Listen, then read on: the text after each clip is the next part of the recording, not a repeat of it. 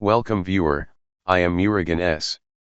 This video tutorial describes, fix Windows could not automatically detect the network's proxy server settings in Windows 11, 10. First method is type inetcpl.cpl in Windows search bar, click inetcpl.cpl.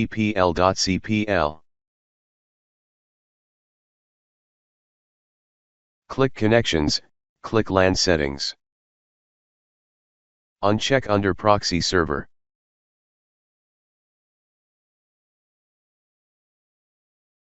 Second method is click Start, Settings, click Network and Internet.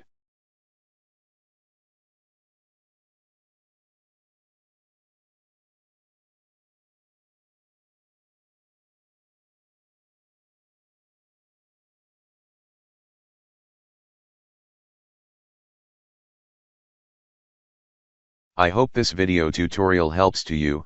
Please like, share and don't forget to subscribe my channel. Thank you very much. See you next video.